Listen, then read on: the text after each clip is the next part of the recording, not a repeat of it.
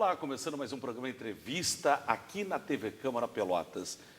O nosso entrevistado de hoje é o vereador Antônio Pérez. Eu fazia uma provocação para ele fora da hora, mas eu vou fazer a mesma no ar.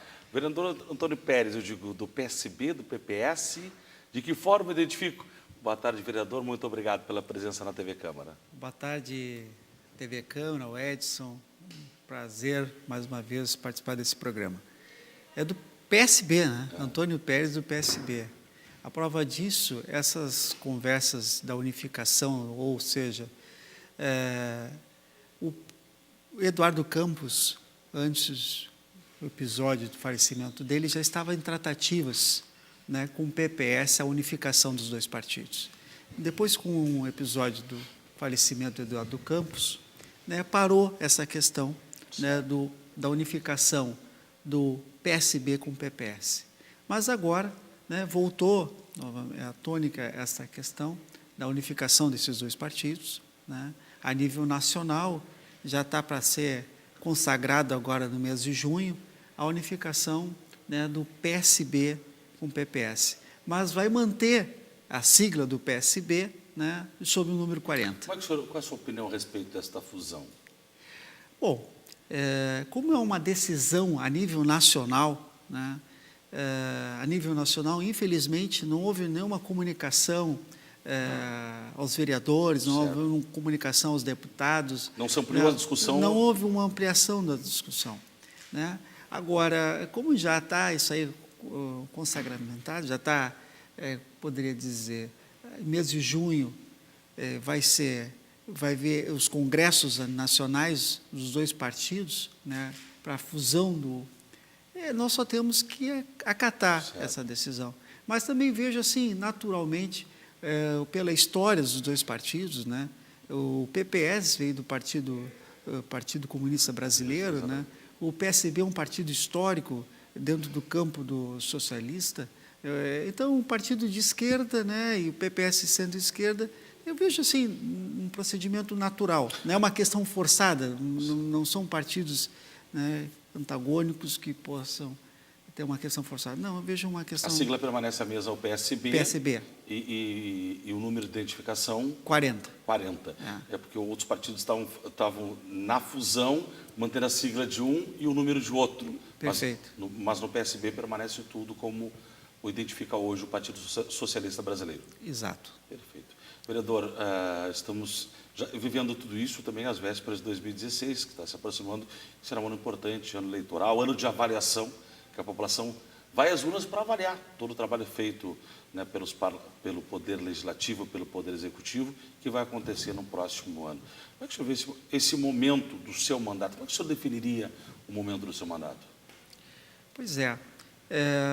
Eu, quando fui candidato a vereador, as minhas propostas eram nessa área do campo da habitação. Sempre foi a minha pauta, ao conversar com os populares, conversar com as pessoas conhecidas, né, pela minha atividade no cartório, sempre foi a minha pauta na questão da habitação, dizendo da importância, né, de ter um representante no parlamento, né, que fizesse frente a essa pauta. Estou fazendo tem sido durante o meu mandato, essa questão da habitação. Agora, claro, no ano que vem, né, é uma nova eleição, um novo pleito. Eu sempre dizia que quando era difícil chegar à Câmara, depois chegar é fácil de se manter. Agora eu estou tendo outra posição. Não é tão fácil, não é difícil, né, para mim é uma nova eleição, né, mas eu gostaria que as pessoas avaliassem o meu trabalho no conjunto, no todo, ver qual foi a minha postura, minhas posições e o meu trabalho frente à minha pauta. Como tem sido a parceria com a Defensoria Pública, já que o senhor fala da questão da habitação e tem tratado de um tema, né, que, inclusive, Pelotas enfrenta uma demanda histórica, que é a regularização fundiária. E hoje uma parceria muito forte, o senhor representa o Comitê de Regularização Fundiária aqui da Câmara Municipal de Pelotas e tem o defensor Igor Menini como um parceiro. Como é que tem sido estas ações? Perfeito. Exatamente. O Comitê da Regularização Fundiária, né, em parceria com essas outras instituições, principalmente com a Defensoria Pública, E ontem nós tivemos uma reunião no teatro do Colégio Municipal Pelotense, na qual nós reunimos mais de 150 pessoas de um determinado loteamento. Então, em busca, né, da legalização da sua moradia. As pessoas querem ver a sua casa legalizada, ser realmente proprietária definitiva do seu lote. E nós estamos por um outro caminho, né, tentando viabilizar, com parceria com a Defensoria Pública, através de ações de uso capião. E, então, vai envolver o Poder Judiciário, a Defensoria, então, todos esses órgãos públicos, e demos o pontapé inicial através do nosso mandato na Câmara de Vereadores, através do Comitê da Regularização Fundiária. Até porque é um grande número de pessoas aguardando regularização, algumas já estavam acontecendo. Eu recordo ainda lá daquela nossa primeira conversa, quando o senhor esteve em Brasília, isso. Inclusive trouxe informações para o próprio Executivo, né, de fontes de financiamento, recursos para que a regularização fundiária começasse a acontecer de fato em Pelotas. Inclusive, eu lembro do papel passado que o município poderia se habilitar. Senhor, de lá para cá, avanços aconteceram? Teve avanço porque a Prefeitura pretende regularizar, nesses 4 anos, 25 áreas, né, com o orçamento do município. Com o papel passado, vão querer ampliar para 50 áreas. Então, serão mais 25 áreas. Espero que tem 2 anos, esse ano que vem, né, se concretize realmente, né, a regularização de mais 25 áreas. Além dessas 25 áreas que estão programadas, mais 25 áreas. Só que essas são as áreas públicas. Certo. E como nós temos mais de 150 loteamentos irregulares, então nós estamos, né, em outra via, tentando regularizar as áreas particulares. Porque durante muito tempo em Pelotas, era aquele conceito de que encosta o chalezinho aí num pedaço, eu vou encostando também, daqui a pouco se formava já aglomerados, muitos inclusive sem a condição básica, né, que é a iluminação, a água. Isso foi transformando a cidade, né, nesse monte de loteamentos identificados, né, desses aglomerados como áreas irregulares, né, vereador? Então, exatamente, mas nossa preocupação é regularizar aquelas famílias que já estão em situações consolidadas, certo. Ou seja, estão consolidadas 20, 30, 40 anos naquele determinado local. Mesmo tenha tomado posse de uma área verde, de uma certo. Praça, mas a nossa preocupação é regularizar aqueles que já estão, que é de conhecimento público notório que aquelas famílias, né, precisam estar regularizadas para poder viver em paz. Mas, Edson, aproveitar um gancho, eu falei ontem até na tribuna, que está ocorrendo reintegrações de posse. Certo. Já no governo passado, a Prefeitura começou a entrar com ações de reintegrações de posse, onde tinha uma casa, onde ia ser um leito de uma rua, uma determinada pessoa comprou de boa fé daquele do possuidor, e a Prefeitura entrou com uma ação de reintegração de posse e está tirando aquele terceiro dali. Outra via também, em áreas verdes, um determinado grupo de pessoas ocuparam já faz anos uma determinada área verde e a Prefeitura entra com ação de reintegração de posse, né, para a retirada daquelas famílias. E não faz nenhuma negociação nesse sentido? Exato, não faz. E como é que ficam essas famílias? Essa é a minha preocupação. Como é que ficam essas famílias? Ou vão para a casa de algum parente, vão para a casa de algum conhecido, ou ficam na rua, ficam no relento, ou seja, não tem para onde ir. A minha proposta ontem, apresentei, tem esse problema na cidade, é um problema social na cidade, não sei quantificar um número de pessoas, de famílias que estão nessa situação, mas com certeza é um número muito expressivo. Eu apresentei ontem na tribuna a respeito do aluguel social, né? O aluguel social que é um determinado prazo, um prazo determinado, que essas famílias que sofreu reintegração de posse ou não tem nenhuma moradia e está inscrito no programa Minha Casa Minha Vida, enquanto ela não conseguir a sua moradia definitiva, ser proprietária da sua casa através do seu apartamento, do condomínio que for beneficiado através do programa Minha Casa Minha Vida, a Prefeitura possa conceder a sua moradia provisória por um determinado prazo, por um determinado período, através do aluguel social. Da onde que viria esse recurso? Da onde que viria esse recurso? Nós apresentamos, foi aprovado aqui na Câmara de Vereadores, né, a Lei da Regularização Fundiária. E no seu artigo 6º da Lei da Regularização Fundiária, tem um fundo, o Fundo destinado à habitação social. Então, esse recurso tem recurso. Da onde viria esse recurso para o aluguel social? Viria desse fundo, o fundo, né, que está previsto na legislação. Então, só aproveitar esse gancho dentro da área da habitação, falei ontem na tribuna, quero dar publicidade da importância que tem essa matéria, da importância que tem essa pauta. Então, as famílias que hoje estão sofrendo com reintegração de posse teriam, por determinado tempo, um custeio por este fundo, até que conseguisse a liberação das suas novas moradias pelo programa Minha Casa Minha Vida. Exato. Teria um aluguel numa determinada casa, determinada moradia, né, até ser beneficiada, ser contemplada com a sua moradia definitiva. Até porque, acima da lei fria, as interpretações, sempre tem que ter a análise do que isso tem um impacto social. E aí, numa ação de reintegração, né, tem que analisar o que isso vai trazer, né, de transtorno, de dificuldades para as famílias. E aí, junto da lei, tem algo que se chama bom senso para não se tornar intransigência, né? Pelo menos eu penso assim, né? É por aí. E nós tem esse problema, estamos apresentando essa proposta. Seria uma grande alternativa. E vou levar essa proposta ao Executivo, né, para que o Executivo faça um estudo e que apresente aqui na Câmara, né, para não correr o risco se eu apresentar, correr o risco do veto por vício de iniciativa, porque a gente não pode trabalhar com matéria de despesa do município, com matéria de despesa. É matéria de despesa, mas vem de um fundo. Sim, de um fundo. Mas tem da onde está indicando uma fonte. Estou indicando a fonte. Né? E é um fundo que é para habitação social. Né? E a habitação social, né, essas famílias, o aluguel social.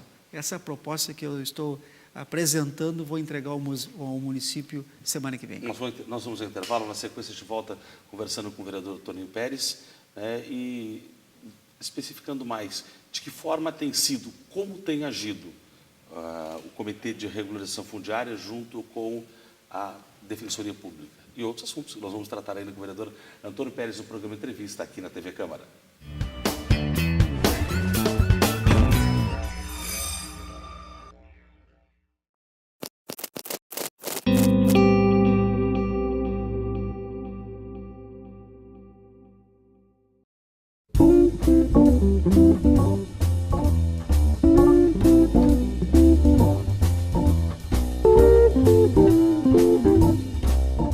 TV Câmara Pelotas, cada vez mais conectada com o cidadão.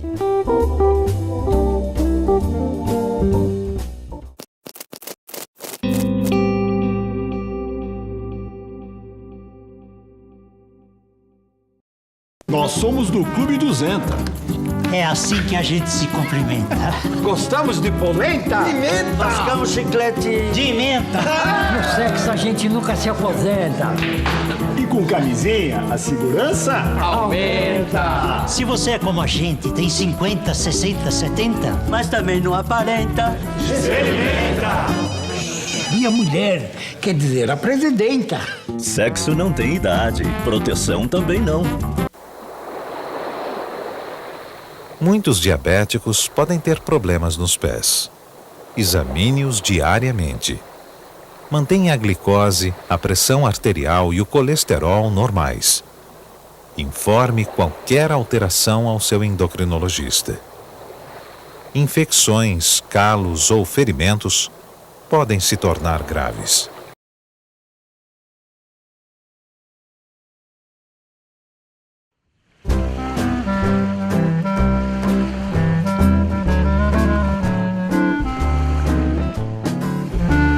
TV Câmara Pelotas, cada vez mais conectada com o cidadão.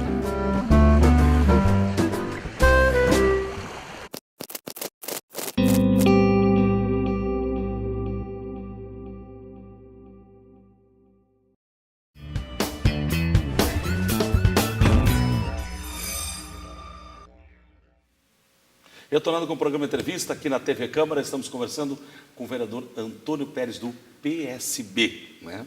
O vereador Toninho, como... o Toninho do cartório é a forma que o vereador... na sua vida profissional, fora do Poder Legislativo, e ainda a forma... Muita gente conhece essa forma ainda, verdade? É verdade, Toninho do cartório. Eu fui candidato a vereador, botei Antônio Pérez. Aí chegou um companheiro, ninguém te conhece para Antônio Pérez, é o Toninho, cara, o Toninho. E aí foi, Toninho, chama Toninho do cartório. Só dizer Toninho também, de onde? Então foi para poder identificar. Para fazer essa identificação. Vereador, como tem sido, só para que as pessoas entendam, como é que tem sido essa ação do comitê, o vereador Toninho e a Defensoria Pública? O que vocês identificam? De que forma vocês agem para as pessoas entenderem? Perfeito. Então, vou citar um exemplo, né, um loteamento que nós estamos trabalhando, que é o Solar da Figueira. Solar da Figueira, final do ano passado, nós fizemos uma reunião lá no local e essa reunião também reunimos um número muito expressivo, mais de 100 pessoas esteve presente nessa reunião. Foi feito um cadastro, anotamos o nome da pessoa, né, e o tempo que tinha de posse, para identificar como aquela situação consolidada. Há quantos anos estava residindo no local, se tinha contrato, como foi adquirido, ou tomou posse, ou seja, essas questões, esses detalhes. Aí, em parceria com a Defensoria Pública, foi feito um estudo análise social da aquisição desses imóveis. E, após esses estudos, nós partimos para uma segunda etapa. Chamamos novamente essa comunidade, caso foi ontem, né? E essa comunidade foi entregue uma folha para cada um desses moradores, explicando quais são os documentos que são necessários. Né? Documentos pessoais, né? Carteira de identidade, documentos pessoais, comprovantes de renda, mais específico, contratos do imóvel, se tem contrato, comprovantes, carnê, o IPTU, o SANEP, da CE, todos os documentos em relação à pessoa e o bem. A pessoa e o bem, todos esses documentos. E também 3 documentos que são necessários para o ingresso dessa ação, que aí retorna comigo em parceria com o vice-presidente do Sinscom, né, o doutor Birajara Leal, que é um engenheiro, que a gente preciso 3 documentos essenciais, que é a planta do imóvel, né, a matrícula do imóvel, a matrícula da gleba de toda a área, né, e um memorial descritivo, a descrição daquele terreno, porque o juiz vai ver a planta, vai ver a matrícula, né, mas não vai conseguir chegar no terreno, ele tem que chegar no terreno. Como é que vai chegar? Pela identificação, pelo memorial descritivo, a descrição do terreno. A partir desse momento que a pessoa junta todos esses documentos, nos procura, nós vamos a um local, fazemos as medidas, é feito a planta e o memorial descritivo e a matrícula da gleba, retorna à Defensoria Pública, e a partir do momento que retorna à Defensoria Pública é feito um novo análise dessa documentação e o ingresso definitivo da ação de uso campeão no Poder Judiciário. Certo. A pessoa, mas leva 2, 3 anos. É verdade, pode levar 2, 3 anos, mas até o Poder Público, como temos mais de 150 loteamentos regulares e irregulares, até o Poder Público chegar nessas áreas particulares, com certeza vai levar mais 2, 4 ou 6 anos. Então, nós queremos ganhar tempo. A partir do momento que se ingressa com essa ação, nós estamos ganhando tempo. E esse é o objetivo.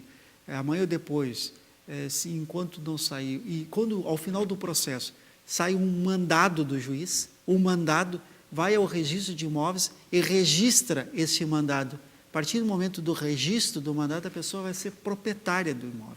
Vai ser proprietária do imóvel, vai ser dono do imóvel definitivamente. Então, as pessoas estão sendo auxiliadas, orientadas, para que elas possam reunir toda a documentação necessária e para que este material chegue à Defensoria, a Defensoria entra, então, com a ação pedindo a regularização. Ação de uso capião. De forma individual, cada um vai entrar com ação individuais de cada uma das pessoas que tem a intenção de ingressar com essa ação, né? Não é coletiva. Vai ser feito um uso capião coletivo? Não, não é uso capião coletivo. Por que não é uso capião coletivo? Eu ia perguntar. Por que não é uso capião? Porque o uso capião coletivo vai se constituir um condomínio. Um condomínio. Todos serão proprietários dentro do todo, de toda aquela matrícula. Não é isso que a gente quer. A gente quer a cada lote individualizado, vai ser do Pedro, da Maria, do João, do Antônio. Esses imóveis individualizados, com a sua devida inscrição, com a sua devida descrição desse bem. Então, por isso que o ingresso dessa ação é pessoal, né? Cada um que tiver intenção ingressa com essa ação. E a partir do momento, o uso capião é uma forma de aquisição originária. Então, morre tudo para trás e o imóvel nasce a partir do registro do mandado de uso capião. Então, uma aquisição originária, morre. Então, o primeiro proprietário vai ser aquela pessoa que realmente ingressou com a ação. Vereadora, Lei 6.216, é de sua autoria? É minha autoria. Que lei é essa? Sobre a fibromialgia. Explique para quem está nos acompanhando o que se trata. Até o dia 12 de maio, Dia Municipal de Conscientização sobre a Fibromialgia. Essa é uma leizinha, um papelzinho, aqui, 6.216, vieram me procurar pessoas, pacientes que têm essa doença. Essa doença, a pessoa tem dores em todo o corpo, não consegue identificar aonde está a dor, não consegue muitas vezes identificar medicamentos, remédios para curar essa doença. Mas o que me causou que muitas pessoas não podem mais exercer uma atividade profissional em virtude dessa doença, porque no INSS não consegue obter o benefício, né, da aposentadoria, o benefício junto ao INSS em virtude dessa doença. Então, 12 de maio, agora a próxima terça-feira, nós queremos fazer essa conscientização sobre a fibromialgia, que muitas pessoas podem ter essa doença, principalmente a população que procura os postos de saúde da nossa cidade. Nós vamos fazer uma campanha junto aos postos de saúde, vamos fazer uma campanha junto à população que está presente, para tomar conhecimento sobre essa doença. E que o maior número de cidades, o maior número de pessoas tomando conhecimento sobre a fibromialgia, com certeza vai aparecer um número muito expressivo. 8% da população brasileira sofre dessa doença. 8%? 8% da população brasileira. Mas se caracterizam a fibromialgia, doenças, algumas identificadas? Não? Sintomas, dor no corpo, né, dor, cansaço, um cansaço, né, dor de cabeça, falta de memória, dificuldade de concentração, ansiedade, depressão. Ou seja, tudo isso é a fibromialgia. Tudo isso é sobre a fibromialgia. Muita gente não tem essa doença e não tem essa informação.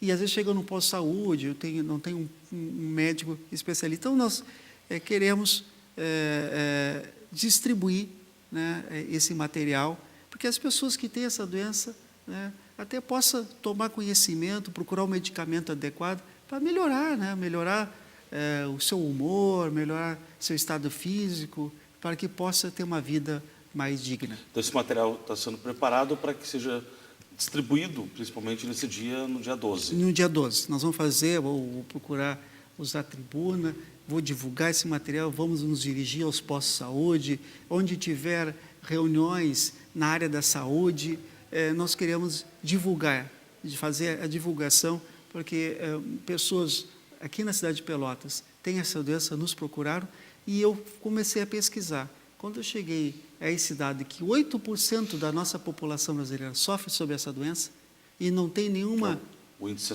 chegou a ser alarmante, porque 8% é um número muito expressivo, né? E a partir desse momento, a pessoa não tem direito, né, ao benefício do INSS. Ou seja, vai ter que ser por outra doença. Até porque chega no INSS, não tem o especialista muitas vezes, e na maioria das vezes, o especialista necessário para conseguir identificar algumas doenças, e dentre elas a fibromialgia, né? Exatamente. E dá mais em mulheres essa doença.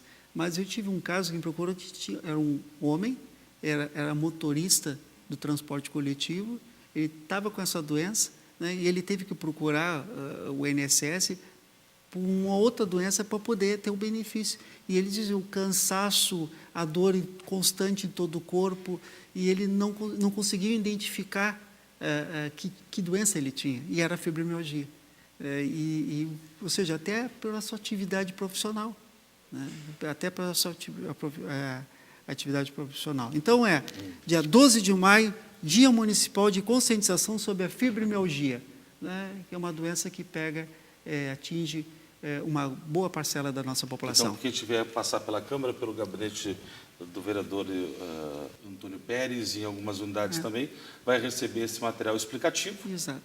Com simples, uma linguagem simples para poder... Sintomas. Exato. Né, essa questão mesmo, né, muito da depressão.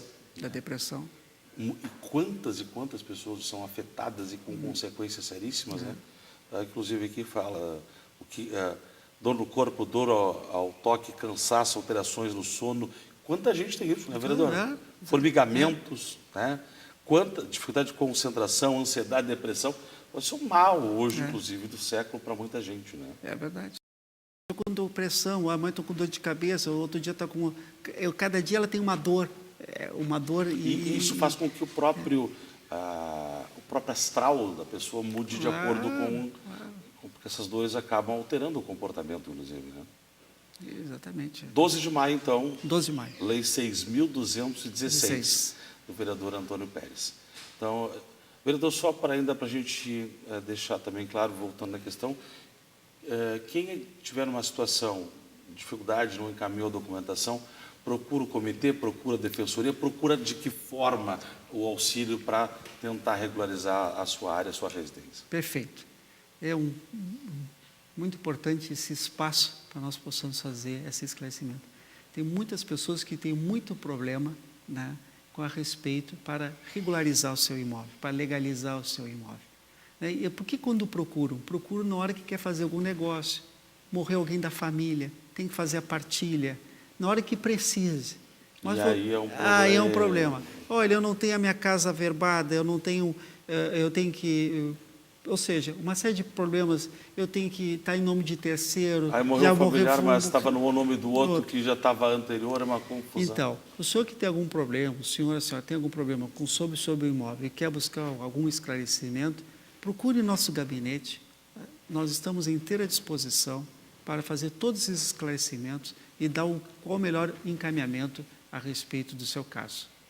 E às vezes uma série de complicações durante toda essa rede, né, familiar, e aí que acaba que no momento que necessita, e dependendo também, né, por onde tramita aqui em Pelotas, tem um cartório mais moroso, o outro é mais ágil, tem essas coisas todas que acontecem na cidade, que a gente sabe também. Mas basta procurar o gabinete, onde vai ter as informações e o encaminhamento. Perfeito, é isso aí. E logo, logo vem mais ações. Eu sei que o vereador é sempre muito preocupado com essa questão do trânsito, e o nosso trânsito está cada vez pior, né? Cada vez tem mais gente acidentada, morte se acumulando, né? Então, a questão da prudência no trânsito é necessária sempre, né, vereador? É verdade. E esse é um mês que se chama a atenção, né? O Maio Amarelo. Nós também vamos mobilizar material, quem sabe vamos propor uma audiência pública aqui, sempre no processo educativo sobre o trânsito, né, para que muitas vidas estão sendo ceifadas, né, pessoas jovens estão em pleno gozo da sua vida, contribuindo com o nosso município, e a sua vida aí ceifada em virtude de um acidente de trânsito. Não é mais concebível um troço desse. Não dá mais para aceitar, não dá. Mas aqui que a gente vê é um número elevado de automóveis. O nosso centro não comporta mais, e as pessoas... Então, nós temos que ver outras alternativas para que possamos, o espaço de tempo, né, possamos reduzir esse número de acidentes no nosso município. Eu sempre recupero uma entrevista de um prefeito baiano que disse: o governo federal facilitou para que as pessoas fizessem a aquisição dos veículos. Ele disse, não sou contra nada disso, mas em momento nenhum o governo federal perguntou para os prefeitos se as cidades comportariam o inchaço que acabou acontecendo, se elas estavam prontas para receber o número de veículos que acabou sendo acrescido no trânsito, né, das cidades brasileiras. E é fato, né? Não houve planejamento para isso. Ainda mais na cidade de Pelotas, uma cidade histórica aqui, que se usa as vias. É o Osório para se dirigir à zona norte da cidade, a Santa Cruz, né, 15 de novembro. Olha, eu não moro na Zona Norte, mas a Fernando Osório é uma coisa... Aí, mas depois pega a Avenida Bento, vai para o Areal, Ferreira Viana. Domingo, a Ferreira Viana, já falei na tribuna, domingo a Ferreira Viana, do sentido da praia ao centro da cidade, já na rótula ali do shopping, não é impossível, a pessoa perde tempo, está usando outras vias do bairro Areal, outras vias. Salgado Filho no fim da tarde. Salgado Filho, Fernando Osório, Dom Joaquim, a própria do Marcílio tem Dias. um fluxo também. Eu já disse, quando venho do Fragata, né, fim de tarde, passar pelaquela região da Praça 20, do entroncamento ali do condomínio na Terra, até as proximidades da Sé, é impossível, não dá para... A coisa está muito complicada realmente, né? Vereador, muito obrigado pela sua presença, pela sua participação aqui na TV Câmara. Muito obrigado. Eu que agradeço. Ficamos por aqui, voltaremos com uma nova edição do programa Entrevista. Muito obrigado a todos, um forte abraço e até lá.